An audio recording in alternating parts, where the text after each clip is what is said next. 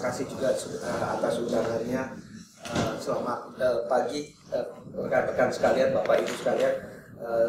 Ini saya sebenarnya waktu diminta untuk presentasi di sini ada teman saya dari AAU yang juga in charge untuk FKP di Forum Kebijakan Pembangunan. Saya bertanya-tanya, biasanya kalau saya atau teman-teman yang lain presentasi di FKP itu topiknya adalah topik studi ya.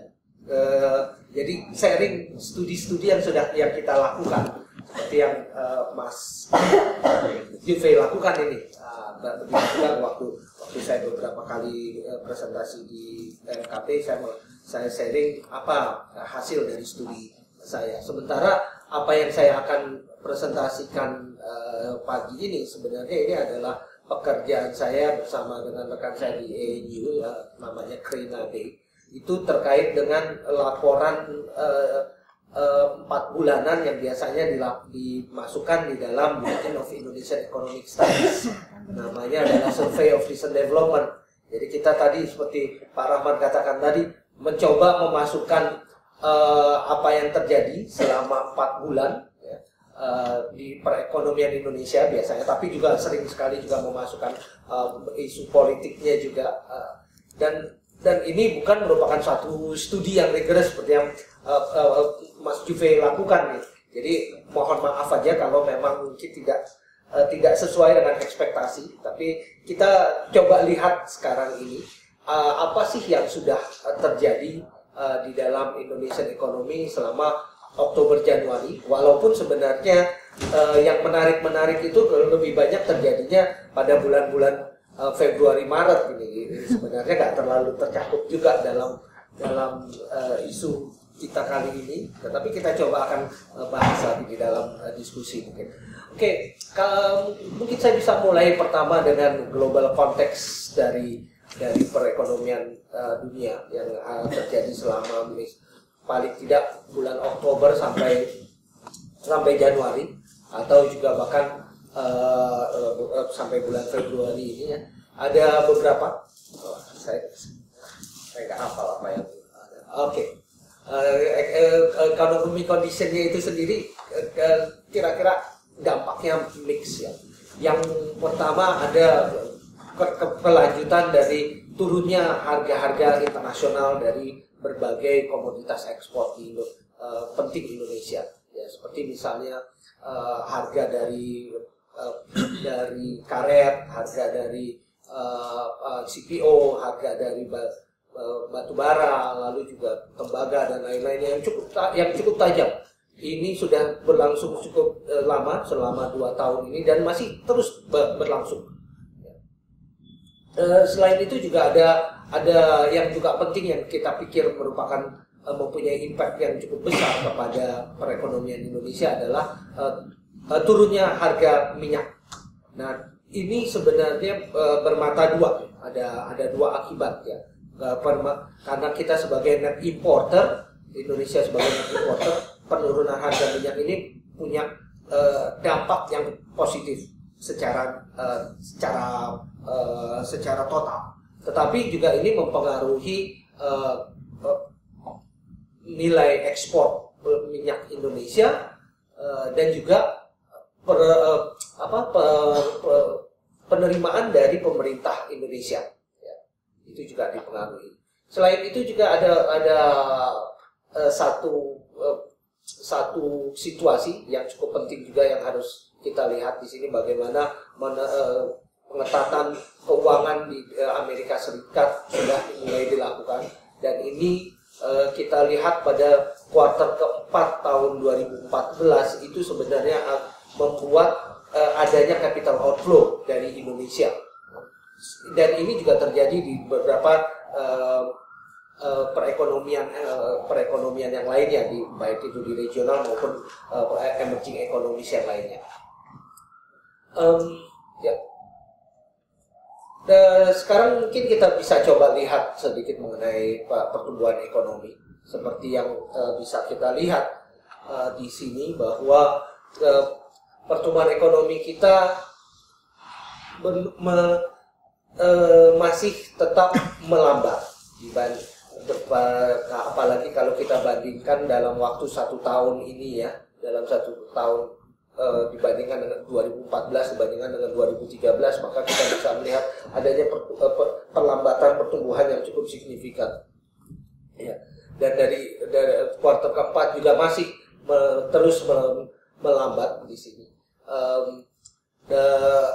Dan satu hal yang juga kelihatan di sini bahwa adalah sekali lagi konsumsi masih menjadi pendorong utama dari pertumbuhan ekonomi di Indonesia.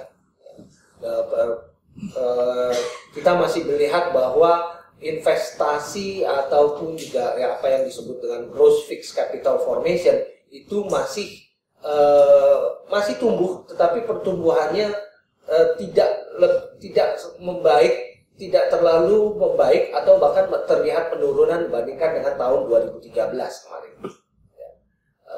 Sekali lagi, jadi memang perekonomian Indonesia masih terpaku pada pertumbuhan konsumsi. Walaupun juga mungkin kita bisa kedepannya kita harus ada beberapa concern mengenai pertumbuhan ekonomi ini ya, yang terutama karena kita lihat dari konsumsinya itu sendiri. Ya, jadi ada beberapa hal yang mungkin mempengaruhi konsumsi. Yang pertama tadi seperti yang saya katakan, turunnya harga-harga komoditas dunia yang menjadi salah satu komoditas ekspor utama. Nah, ini sampai sejauh mana kalau penurunan ini terus berlangsung akan mempengaruhi private consumption di Indonesia, karena private consumption yang ada di Indonesia dari beberapa tahun belakangan ini ya, hingga tahun 2013 kemarin itu banyak sekali tergantung dari penerimaan ekspor yang ada. Begitu ya Pak. Emang Pak, di sini Pak PDB yang baru tuh? Ya, PDB yang baru berdasarkan 2010 ya. Berdasarkan tahun dasar 2010. Itu ekspor masih positif ya Pak ya? Ekspornya positif ya? Ekspor negatif Pak. Ya, negatif 4,5. Ya, kita bisa lihat bahwa ekspornya memang turun, mengalami penurunan yang cukup signifikan.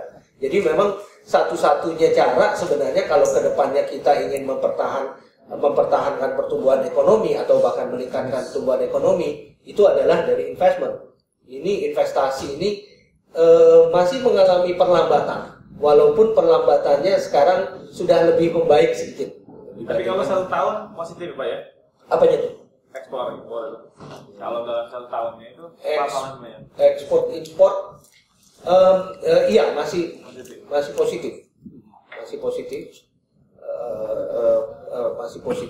pertumbuhannya, walaupun dibandingkan dengan tahun sebelumnya tahun 2013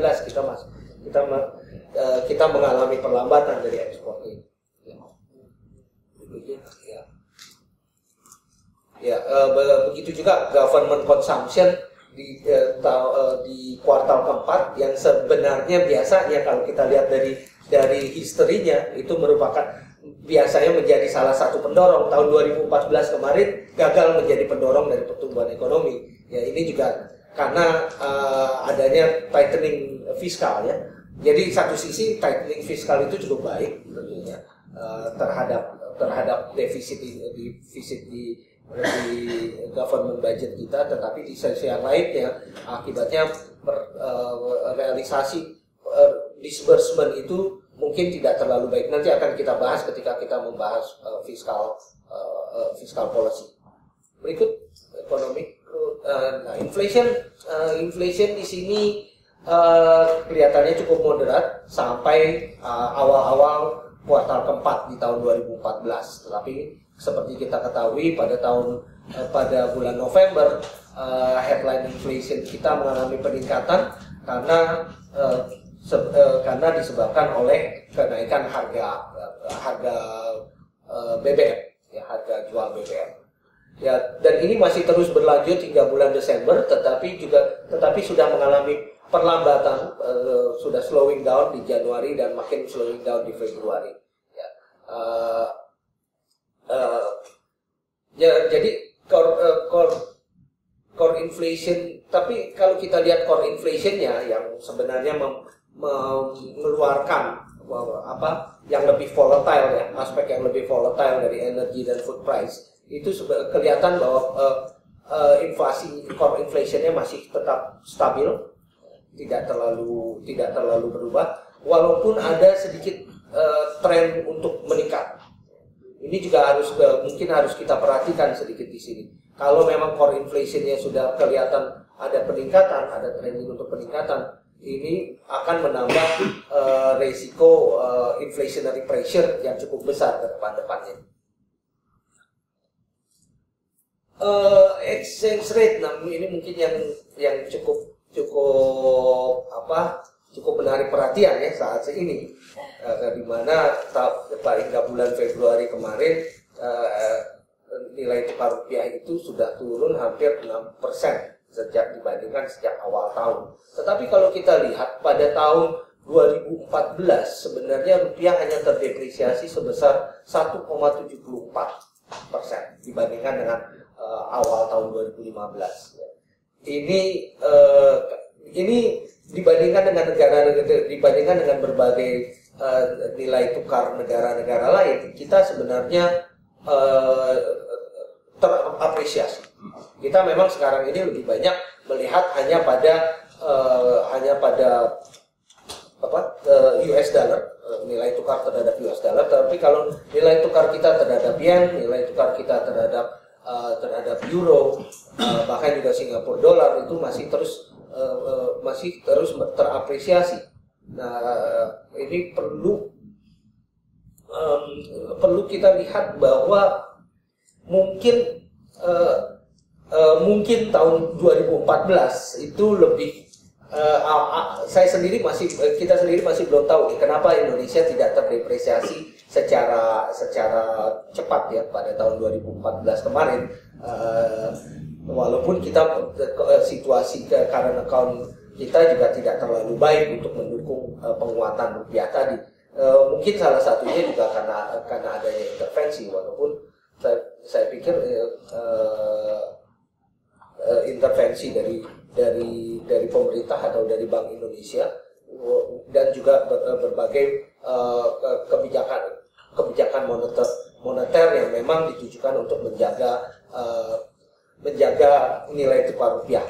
Karena bagaimanapun tahun 2014 itu kan memang situasi tahun politik ya, tidak terlalu baik untuk mempunyai secara politik tidak terlalu baik untuk mempunyai nilai tukar yang kelihatan terlalu melemah.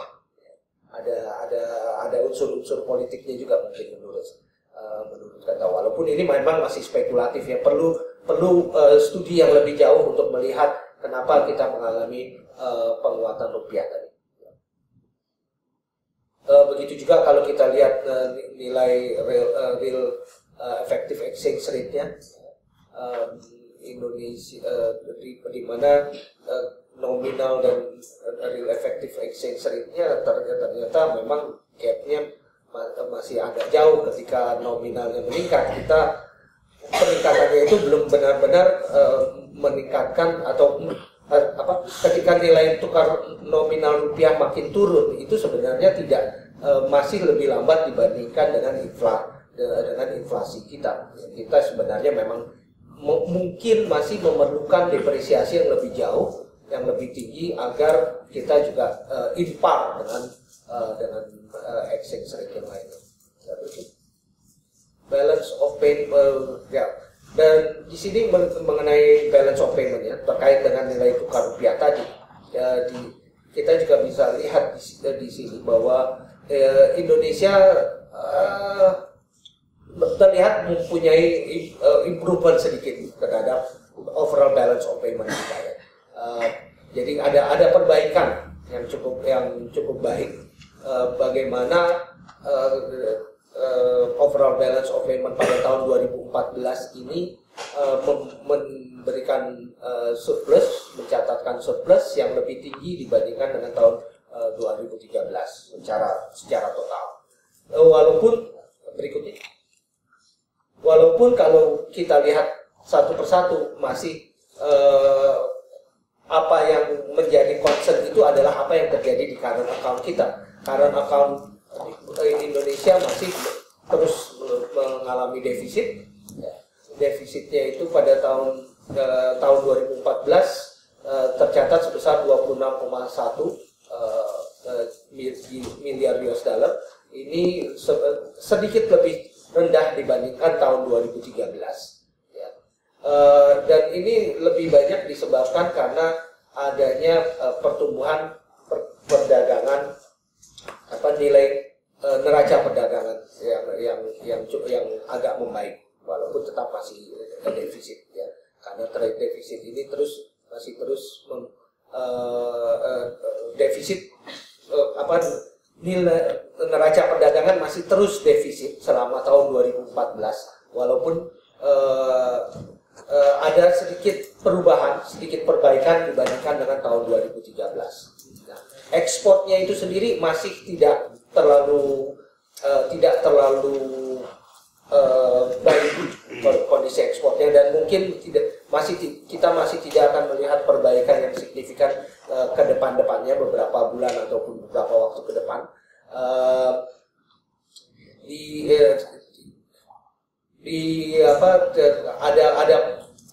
Ada penurunan yang cukup signifikan dari total ekspor.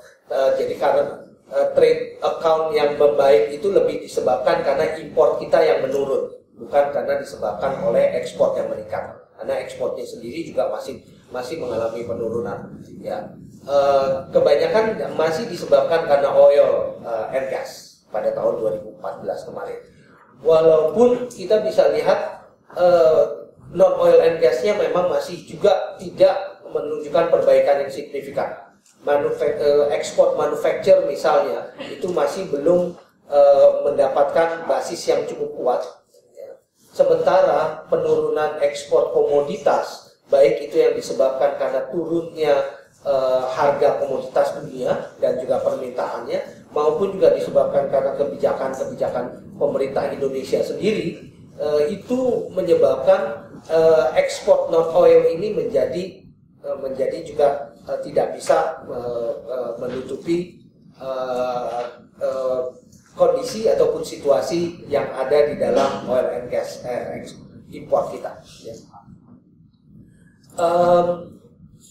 Ya, akibatnya tentunya kita juga melihat karena adanya current account yang defisit ini, kita mungkin mempunyai risiko yang cukup besar juga untuk mengalami depresiasi, ditambah dengan apa yang terjadi di luar di global market. Dari external balance ini kalau kita lihat untungnya apa yang terjadi di current account tadi, kondisi yang tidak terlalu baik di current account itu bisa ditutupi oleh financial account kita. Ya, financial account terutama dari FDI dan juga portfolio investment. Walaupun pada kuartal keempat seperti yang tadi saya katakan ada capital outflow yang cukup besar. Yang terjadi karena adanya perubahan kebijakan Amerika Serikat. Capital outflow-nya ini memang masih bisa ditutupi oleh beberapa aspek-aspek lainnya, beberapa item-item lain di dalam balance of payment kita, di dalam financial account kita, dan secara net itu masih positif. Walaupun positifnya itu tetap lebih kecil dibandingkan dengan kuartal ketiga. Jadi kalau untuk reserve-nya kita masih cukup baik, ada penambahan terus-menerus ya. Sekarang ini hingga Februari reserve cadangan devisa kita 115 miliar US dollar, itu artinya sekitar 5 sampai 6 bulan import. Walaupun yang ditakutkan tadi kan permasalahan dengan depresiasi rupiah yang cukup tajam itu bukan saja dari bagaimana kita menutupi impor, tetapi bagaimana cadangan devisa ini bisa cadangan devisa ini bisa digunakan untuk menutupi kebutuhan akan hutang-hutang yang jatuh tempo, terutama hutang-hutang dari swasta. Dan itu yang sebenarnya merupakan permasalahan di dalam di dalam pada tahun 98 kemarin, di mana ada currency mismatch antara hutang yang dibayarkan oleh swasta dan penerimaan mereka. Akibatnya depresiasi yang tajam tentunya akan mengganggu perekonomian yang akan pada akhirnya akan masuk kepada real sector. Tapi sekarang ini kita agak berbeda dibandingkan dengan tahun 98, ya saya pikir sih, karena saat ini Bank Indonesia juga mempunyai data yang cukup baik serta berbagai early warning system yang tadi kita sudah bicarakan itu juga sudah menjadi lebih baik, sehingga persiapannya mudah-mudahan juga lebih baik. Walaupun tetap kita kita sangat tergantung sekali pada portofolio dan short term financing. Tidak apa-apa kita sebenarnya mempunyai current account yang defisit, asalkan bisa ditutupi oleh financial account yang positif, ya. Dan financial account yang positifnya ini datangnya bukan dari short term financing dan portofolio. Sayangnya 77% dari cadangan devisa Indonesia itu masih datang dari portofolio dan short term financing. Kalau ini bisa yang lebih jangka panjang seperti foreign direct investment, itu bisa memberikan kepastian yang lebih tinggi serta juga memperkuat sektor external balance Indonesia. Ya. Berikut. Oke, budget dan fiscal policy. Sebenarnya saya malu nih kalau bicara tentang budget di BKF yang tahu lebih banyak dari kita yang ada di luar, ya. Tetapi oke, saya akan sedikit bicarakan mengenai budget kita. Jadi di tahun 2014 secara total kita melihat adanya penurunan di dalam revenue Indonesia, bukan penurunan ya, tetapi penerimaan yang di bawah dari target kelihatannya agak melebar dibandingkan dengan tahun-tahun sebelumnya. Ya, misalnya tahun 2014 ini hanya 94% dari projected revenue yang bisa dihasilkan. Ya. Jadi gapnya itu menjadi lebih lebar. Kebanyakan hanya karena penerimaan pajak itu tidak bisa direalisasikan. Ya.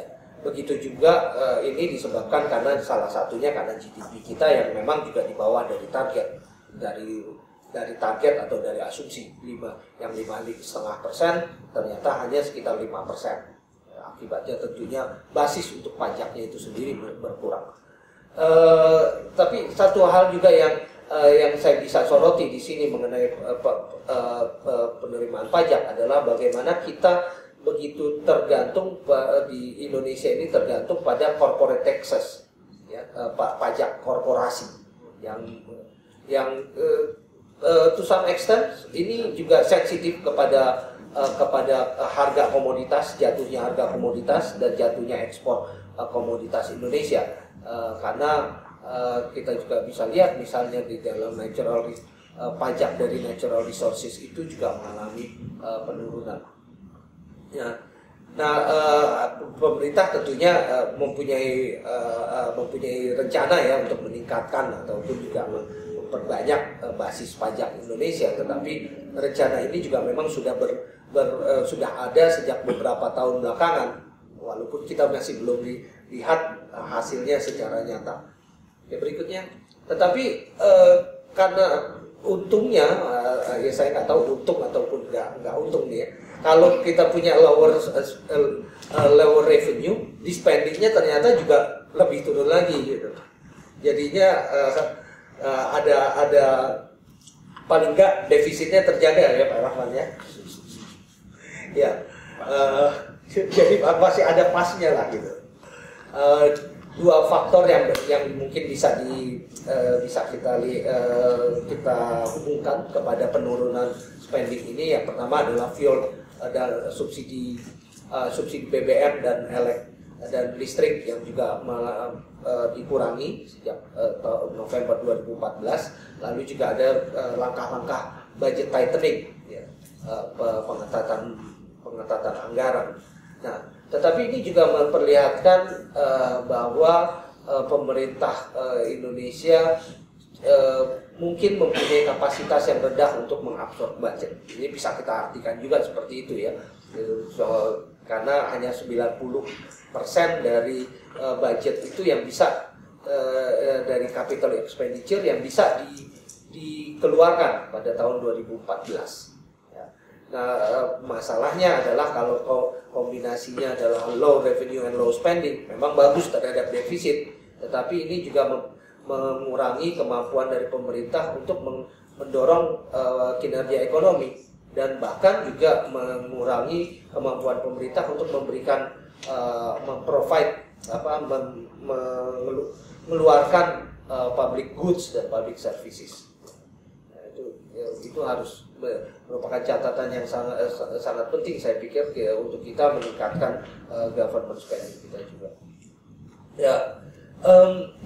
Nah, kalau pada bulan Januari kemarin atau Februari kemarin ya, pemerintah Indonesia juga mengeluarkan APBNP, ya, APBN perubahan pada tahun 2000 untuk tahun 2015, karena ada beberapa masalah, bukan beberapa aspek yang menyebabkan APBN itu harus dirubah pada tahun 2015 ini, terutama juga karena situasi dan asumsi-asumsi yang memang sudah berubah. Contohnya misalnya penurunan harga minyak pada APBN 2015 yang asli itu masih harga minyak masih ditetapkan sekitar 110 US dollar. Iya Pak Rahman kalau nggak salah ya. Kalau sekarang ini diasumsikan sekitar 60 ya US dollar.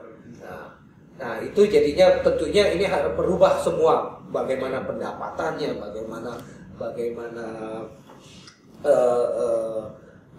untuk mengkompensasi dari pengurangan tadi, begitu juga nilai tukar rupiah. Tapi ada juga satu yang memang sangat penting, yaitu berkurangnya subsidi BBM, karena pada bulan November kemarin itu subsidi BBM dikurangi, dicabut bahkan untuk beberapa jenis BBM.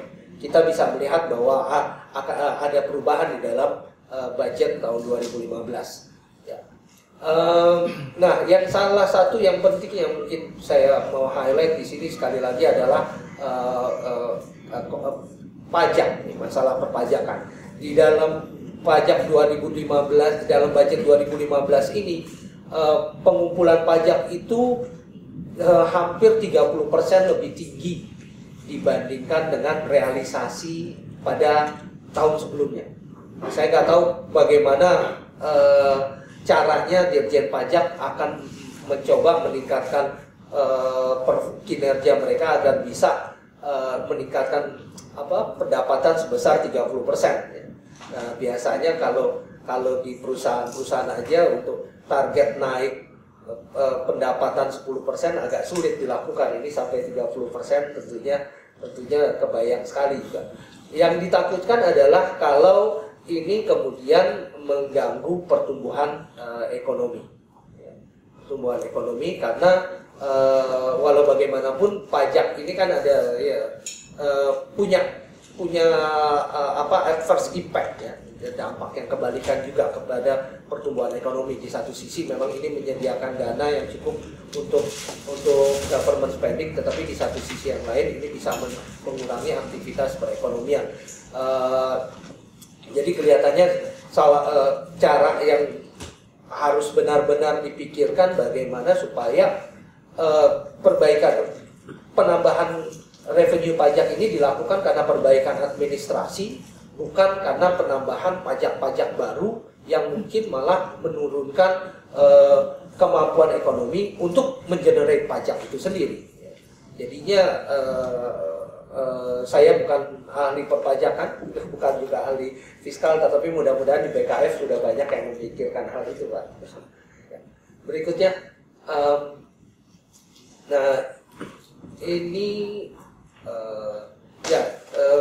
sebelumnya juga mengenai expenditure-nya ya. ini dia expenditure-nya. Kita lihat beberapa expenditure yang baru. Kita juga melihat bagaimana capital expenditure itu meningkat cukup tajam, ya, cukup tajam karena adanya penghematan dari subsidi removal yang sebelumnya kita bahas. Lalu juga ada sekarang ini dana desa yang namanya dana desa sebesar 20 triliun rupiah, dan ini akan ditransfer langsung kepada desa, kepada di tingkat desa, ya, yang diharapkan juga akan menjadi pendorong di perekonomian di sana. Walaupun ini masih nggak jelas nih ya untuk apa dananya itu dilakukan, dan transfernya itu juga masih melibatkan distrik level, pemerintah tingkatan kabupaten dan kota, dan bagaimana mereka bekerja sama atau berkoordinasi dengan aparatur di tingkatan desanya. Ini masih belum jelas dan mungkin masih perlu diatur secara lebih spesifik lagi. Financingnya, nah ini yang satu juga kita lihat bahwa defisitnya itu memang masih moderat lah ya, 1,9%. Tetapi kebanyakan financing dari defisit ini datangnya dari sumber-sumber financing di domestik. Padahal apalagi kalau kita lihat bahwa secara net financing dan pembiayaan defisit dari luar negeri itu ternyata masih positif. Sifatnya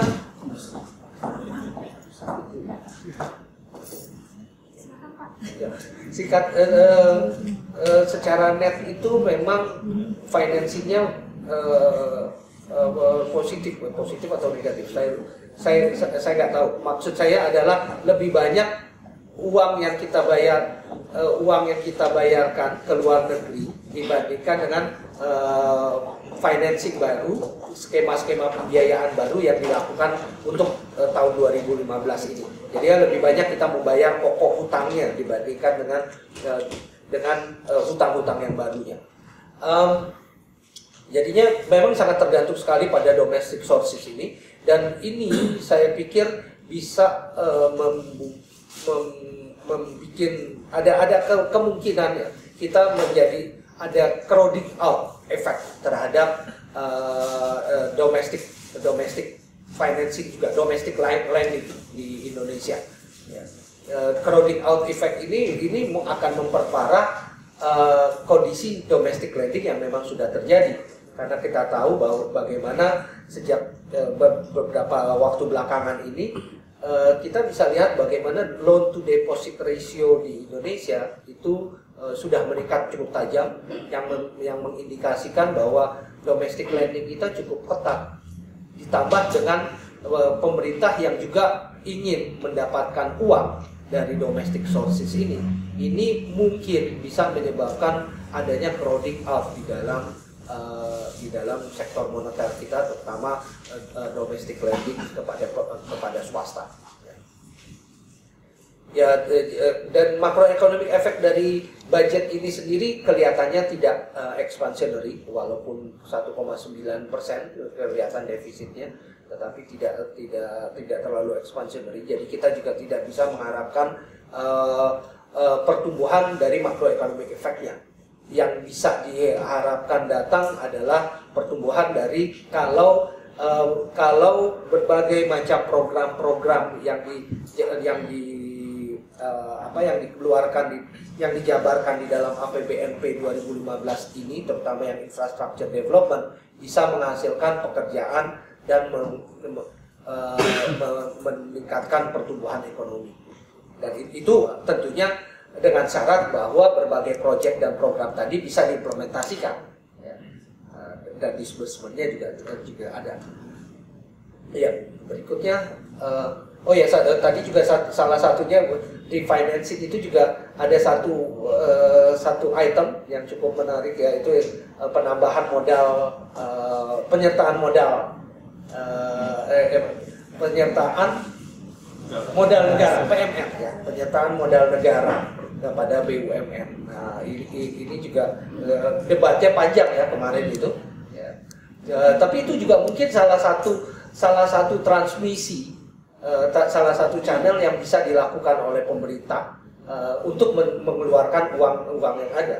Karena ternyata ketika saya melakukan survei ini salah satu yang saya temukan adalah sekarang ini kadang-kadang banyak kementerian-kementerian itu yang bingung bagaimana untuk mengeluarkan uangnya.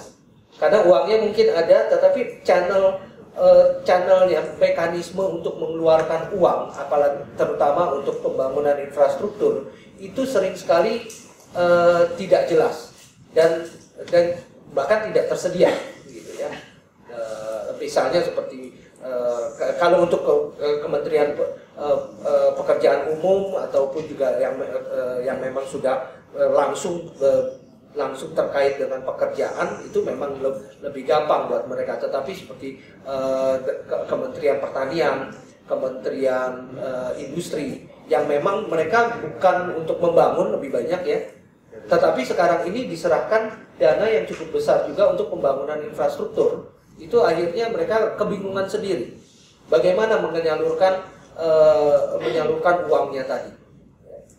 Ya, itu ada beberapa hasil dari wawancara kami dengan beberapa kementerian, kelihatan seperti itu. Jadi salah satu mungkin penyertaan melalui BUMN ini bisa menjadi salah satu cara juga ya, untuk mengeluarkan ataupun untuk mendisburse fiskalnya. Oke, yang ini itu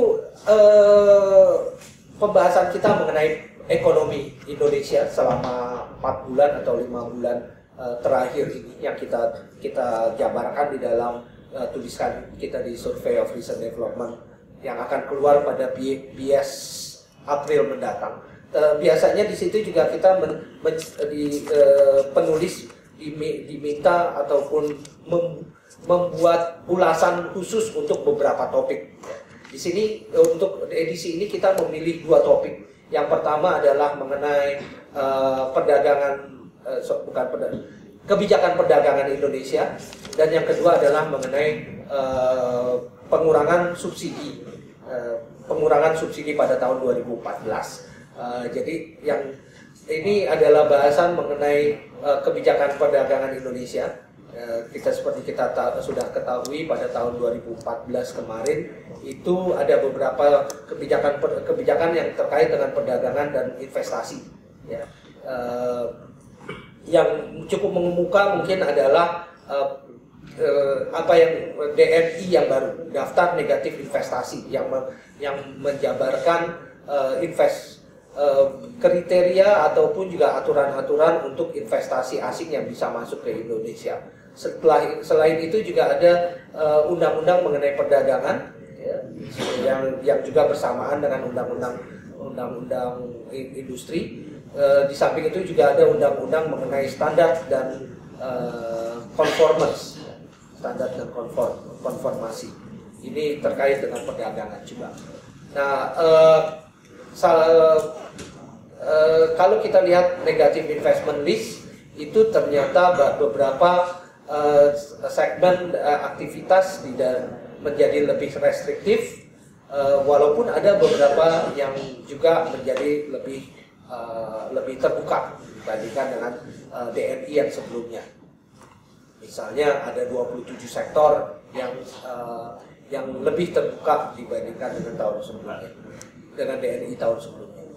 Oke, berikutnya. Nah, kita juga membahas sedikit mengenai undang-undang perdagangan dan juga undang-undang standar dan konformasi.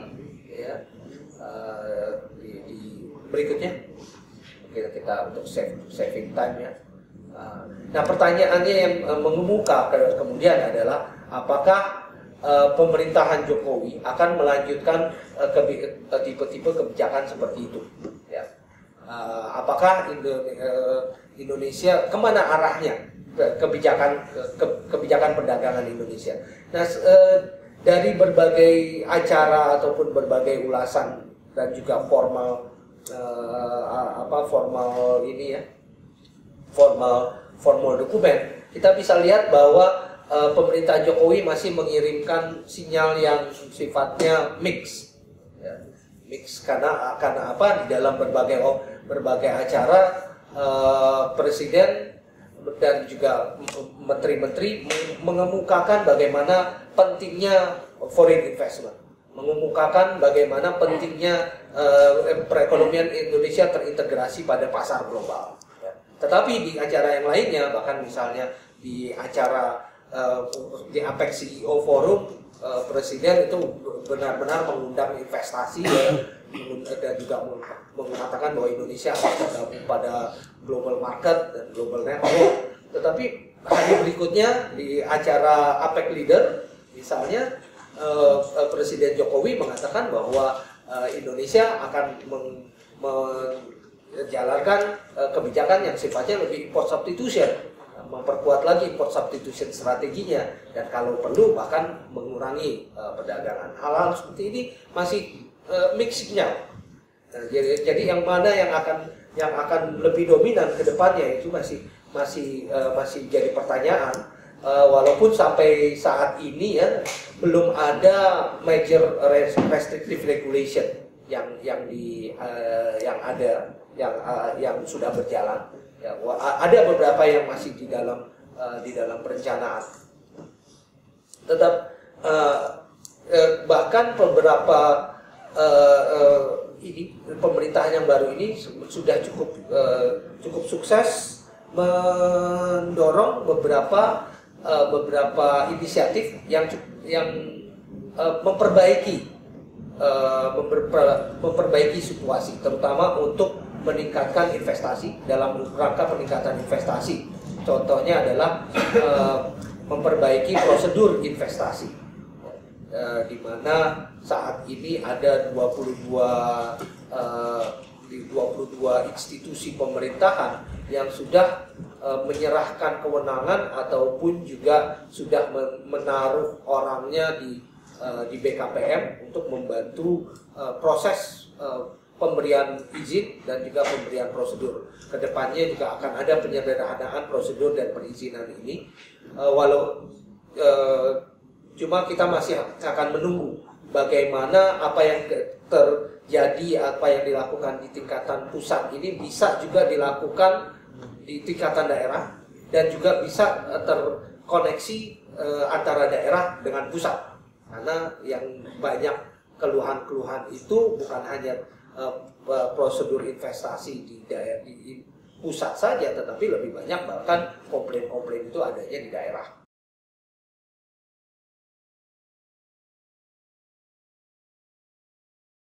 Belum belajar bagaimana menerapkan harga sesuai dengan range dari harga BBM. Akibatnya mereka juga ikut naik ketika ada kenaikan harga BBM, tapi ikut turun walaupun turunnya tidak proporsional ketika ada penurunan PBM. Kita bisa lihat di sini psychological effect terhadap volatile fuel price ini sebenarnya bisa dikurangi kalau pemerintah tidak mengumumkan harga BBM. Jadi tidak perlu presiden sendiri yang mengumumkan misalnya, ya, atau tidak perlu pemerintah itu sendiri benar-benar mengumumkan, karena kita juga sudah lihat bagaimana BBM industri yang sudah tidak disubsidi dan bergerak cukup volatile sejak tahun 2000 berapa ya? Saya lupa, udah cukup lama. BBM industri ini 2005 mungkin udah 10 tahun BBM industri itu volatile, tetapi ini bisa tanpa adanya satu kejutan kenaikan ataupun penurunannya itu diabsorb saja oleh pengusaha-pengusaha. Nah, sekarang ini karena selalu gegap gempita itu membawa psychological effect yang cukup considerable menurut kami. Tapi ini memang masih bukan merupakan satu hasil studi yang cukup rigorous ya, karena kita juga baru punya beberapa bulan. Ini hanya hasil dari pembicaraan kita kepada pihak-pihak yang terkait.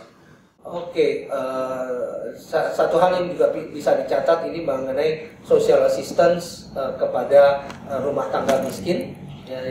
Kita sudah tahu bahwa selalu ini selalu ada ketika misalnya ada kenaikan BBM. Yang patut dicatat pada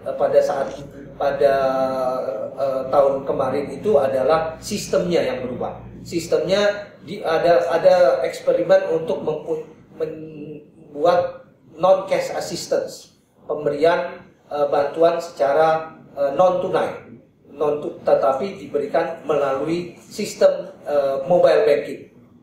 Dan ini merupakan satu hal yang inovatif sekali, karena ini bukan hanya memberikan bantuan kepada penduduk miskin, rumah tangga miskin, dan rumah tangga yang vulnerable, tetapi juga memberikan pembelajaran mengenai sistem keuangan. Dan ini satu hal yang patut dicatat, yang kami pikir juga patut digarisbawahi sebagai salah satu nilai positif dari kebijakan ekonomi kita. Oke, sebagai penutup mungkin kalau kita lihat dari makroekonomi ada beberapa hal yang patut tetap kita pantau ya. Yang pertama adalah increasing interest rate dan bagaimana dampaknya terhadap current account deficit kita. Begitu juga yang juga mungkin yang saya pikir sangat penting ya, setiap kali saya selalu sampaikan bahwa adanya trade off yang cukup besar antara pertumbuhan ekonomi dengan current account deficit di Indonesia. Apalagi kalau kita lihat bahwa pertumbuhan ekonomi yang akan dicapai pada tahun ini targetnya cukup tinggi, dan itu banyak tergantung dari pembangunan infrastruktur. Infrastruktur artinya dolar, artinya mata uang asing, barang-barang dan import yang lebih besar. Kita bisa harapkan bahwa kalau memang pertumbuhan ekonomi ini kita akan genjot dengan pembangunan infrastruktur, ya, karena account defisit Indonesia pun juga kemungkinan akan makin melebar, dan kita bisa lihat kalau current account defisitnya bisa ditutupi oleh investment, terutama direct investment, ini tentunya resikonya nggak terlalu tinggi ya. Tetapi kalau masih sama seperti yang dulu dengan short term financing dan portofolio, ini saya pikir akan menambah resiko vulnerability dari perekonomian makro Indonesia. Begitu juga mengenai fiscal revenue yang tadi kita sudah bahas, dan bagaimana disbursementnya ini merupakan poin yang juga saya pikir sangat penting untuk kita terus pantau. Terima kasih.